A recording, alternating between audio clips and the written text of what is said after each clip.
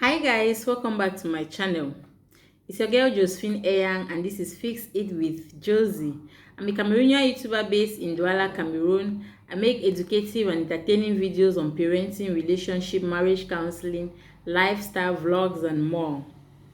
I'm a trained school counselor and today it's a parenting video, guys.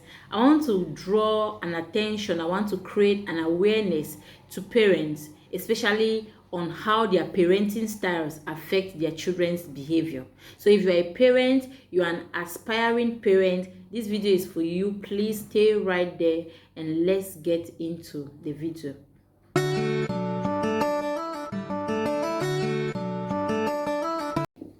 My dear parents and aspiring parents, like I said in one of my videos, parenting is one of the most difficult tasks in the world, and no one is ever taught, no one is trained on how to become a good parent.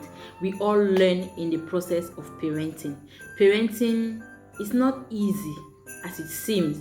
So it gets really difficult and frustrating when you try to put in what you know, and most especially parents find themselves parenting their kids the way they were parented. But the way your parents, the kind of parenting you got from your parents, you are tempted, you are somehow giving the same parenting to your own children, and in some cases it doesn't work that way. It doesn't work because it's a complete different era. It's a complete different situation. These days parents have become so busy, so much so that they don't have time to spend with their children. They don't have that quality time to find out what exactly is happening to their children. And so these children are going through a lot in schools that they don't have anyone they can talk to, they can open up to, and it is leaving them so frustrated. It is leaving them so frustrated because they cannot handle the pressure that is coming from their peer and the community at large. It is very important for parents to create an atmosphere that is very conducive. How can they even create this atmosphere that is conducive? Is to make these children their friends. Parents have decided for some reason, some parents though have decided for some reasons to send their children to boarding schools, either because they don't have time enough to follow them up in day schools and to keep up with the dropping and picking kids from school and all that. They decide to keep them in boarding schools. Different parents have different reasons for keeping their children at boarding schools, but the time they have to spend with you at home, like during holidays, that is a good time for you to try to find out what went on while they were at school. What exactly is happening? Who are your friends? Did someone bully you? Did some teacher talk to you rudely? Did some senior student and all that? These things are very important to find out, not only in students, not only in children who are in boarding schools, even your children who are going to day schools. Find out what is happening with them. Find out if they are being insulted. Find out if they are being bullied in school. Find out if these things are very, very important to find out. Sometimes if you don't ask questions, they will not open up. Sometimes if you don't try to engage them in some kind of conversations, you will not know what is happening with them in school. So how do you even do this when you don't have the time? Parents have become so super busy. At first I used to know that the fathers are busy and the mothers are there, but in this our present day, the mothers too have, I don't know, it's because things have become so expensive, the community standards of living have increased, and mothers too have to engage and keeping 2-3 jobs, and the mother that was the one looked upon like someone who is a housekeeper who takes care of kids, maybe is now also running out there and the kids have been left on their own. So you find out, you see that everything that you're doing as a parent is just going to, it's kind of waste of time. Because why do I say it's waste of time? If you're toiling and you are doing all this up and down and you don't have any time for yourself, and you take 1-2-3 jobs because you want to take care of your children, and the basics like trying to find out exactly what is happening to them, and trying to make sure that you follow them up to see that they keep this kind of friends, this is the kind of communication they keep, this is what is happening to them. You're wasting your time. Because it's just going to be a total waste of time, like I said, because the children are just being left on their own. And parenting is not a military training that if a child does something that is wrong, you physically discipline the child, harsh punishment on these children. It leaves them feeling scared. They are afraid of you.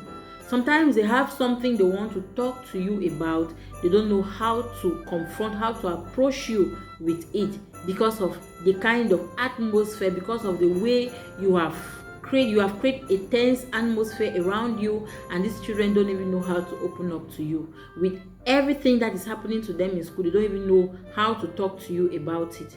But please, my dear parents, it is time for parents to sit up and try to be engaged, be involved. Find out what is happening to your child in school. Find out who is talking to your child. Find out who insulted your child. Find out everything that is happening. And you cannot succeed in doing this if you don't create a friendly, a conducive atmosphere around these kids so that they can come to you and talk freely. If you put a child that is being punished harshly, that is being beaten, with a child whose parents try to just talk to the child and see how they can encourage the child. You do something that is wrong, they talk to you, they encourage you, they discipline you, but not harsh punishments, physical punishments like that. You put the two of them in a classroom and ask them a question. That child that is being beaten and being insulted may even have the right answer to that question that is being asked in class, but will not have that self-confidence to answer that question when it's being asked by the teacher. That other child that is being encouraged in the house, that is being spoken to in a soft tone, who may not know the answer to that question, but will stand up boldly and give the wrong answer confidently, because their background has a role to play on their self-esteem and their self-confidence. So you see that when we talk to these children harshly, when we punish them harshly, physically, it reduces their self-esteem. It makes them become shy. They just face that difficulty in talking in public because of the background they are coming from, because of what is happening in their homes. So parents should try as much as possible to encourage their children to talk. Encourage them to talk. I have been following something that is happening, an incident that happened in Nigeria, in a college. They call it Dowen College in Lagos, precisely. Yeah, a little boy, Sylvester, was beaten and up to the point where he died. He was taken to the hospital. He died. Why? Because some senior students, I don't know for whatever reason, but they got this little boy so beaten, well beaten, until he could not stand. I saw a video how he was shaking, and my God, this is so sad. I feel really bad about the whole thing.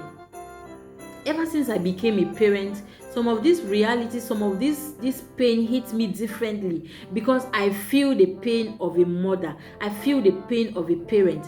You cannot be a parent and you just leave your children to themselves.